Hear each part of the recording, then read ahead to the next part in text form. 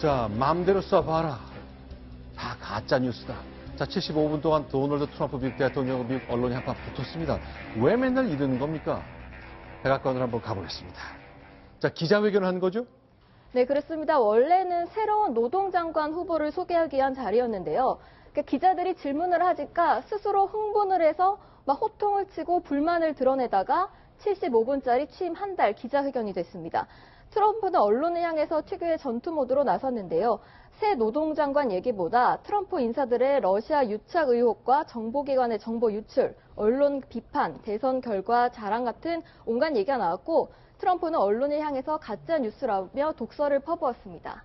실제 한번 들어볼까요? 지금처럼 보이는 장면 기자들이 빼곡히 백악관의 이스트룸을 찾아서 도널드 트럼프의 얘기를 듣고 있습니다. 이랬습니다. You mentioned the vessel, the spy vessel off the coast of the United States. Not good. There was a ballistic missile test that many interpret as a violation of an agreement between the two countries and. 네, 뭐 논쟁인가요? 뭔가요? 기자 멋있네요. 저렇게 일문일답으로 계속 몰아쳐야죠. 네. 저렇게 기자해야 됩니다.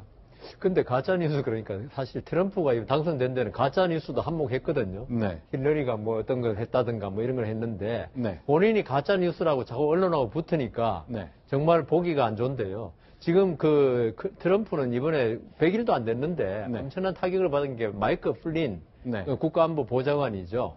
그 사람이 작년 12월 19일 날 미국에서 오바마 대통령이 러시아가 미국 대선에 개입했다면서 제재안을 발표했는데 네. 바로 그날 마이크 플린이 주미 러시아 대사와 통화하면서 우리가 집권만 하면 다 해제해주겠다, 제재를 해제해주겠다 이런 말을 했다는 게 이번에 드러나서 했는데요. 네. 근데 트럼프는 그게 명백함에도 불구하고 플린은 뭐 잘못했냐? 전부 다 합법적이다. 이거는 그래서 지금 마치 우리가 정윤회 문건 때 생각이 나더라고요. 네. 트럼프가 나오는 게 그 네. 말을 한 게 중요한 게 아니고 그 말을 누가 언론에 흘렸냐가 지금 더 중요한 것이더라고 지금 강변하고 네. 있더라고요. 자, 실제로 우리가 떠오르는 미국 신문하면 뉴욕타임스, 워싱턴 포스트 이런 오랫동안 많은 국민들의 사랑을 받았던 신문이 있는데 그 권위를 전혀 인정하지 않습니다. 그리고 아예 가짜 뉴스를 생산한다고 말하고 있습니다. 현직 대통령 취임 한 달 뒤에 했던 기자회견, 첫 번째 회견이 됐는데 이렇게 말했습니다. It's all fake news. It's all fake news.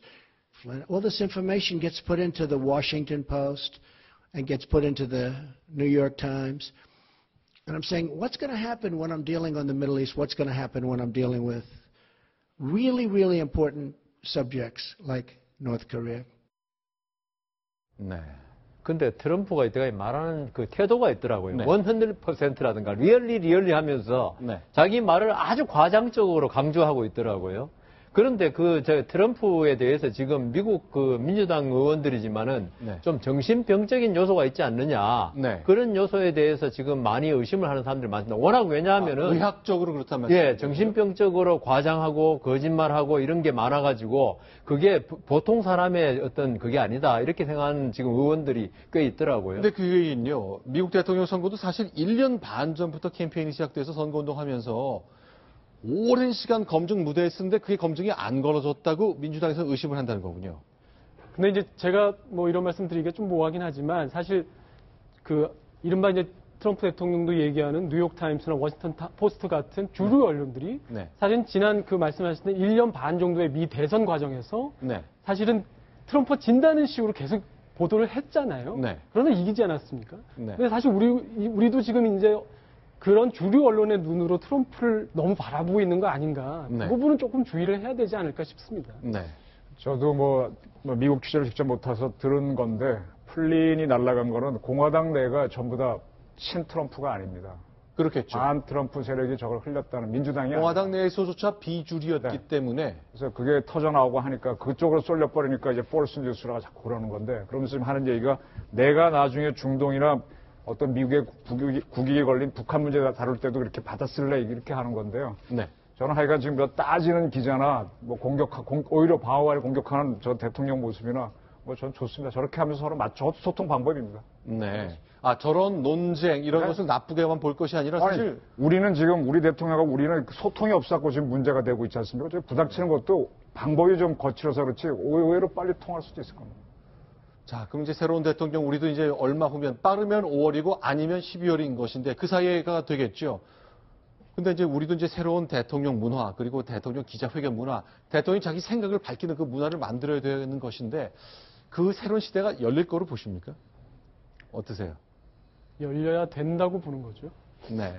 근데 저는 항상 주장하죠. 우리나라에 그 존댓말이 있다는 거 있지 않습니까? 네. 그것 때문에 저런 소통 문화가 하기 힘들다. 아, 윗사람과 아랫사람이 예, 있을 꼭 때. 이 말을 갖다가 우리나라 사람 싸울 때 나중에 보면 말의 본질은 관계없고 내용은 관계없고 그냥 왜 반말해 이걸로 싸우거든요. 네. 대통령하고 어떤 기자하고 하려면요. 이 말에서 이미 죽어 들어가면은, 기가 죽어 들어가면 이게 대화가 안 되거든요. 네. 서로 이렇게 1대1로.